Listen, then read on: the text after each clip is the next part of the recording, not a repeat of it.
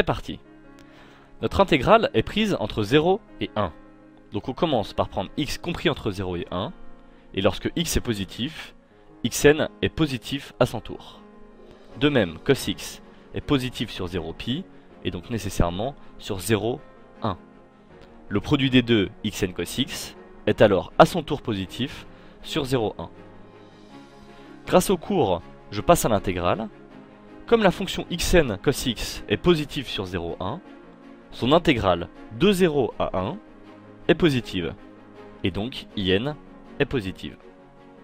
Dans un deuxième temps, on va étudier le sens de variation de in. C'est-à-dire qu'on s'intéresse à in plus 1 moins in. Soit encore la différence de ces deux intégrales. On remarque la similarité et on va factoriser en xn plus 1 moins xn. Et même l'écrire xn facteur de x moins 1. Sur x compris entre 0 et 1, x moins 1 est négatif, donc x moins 1 facteur de la fonction positive du petit 1 devient négative à son tour. En appliquant le cours, l'intégrale de 0 à 1 de x moins 1 facteur de xn cos x sur 0, 1 est à son tour négative, et on reconnaît bien ici in plus 1 moins in, donc in est décroissante.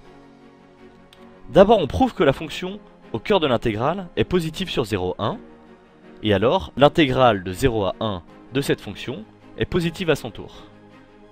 De même je factorise in plus 1 moins in pour prouver que la fonction dans l'intégrale est négative sur 0, 1.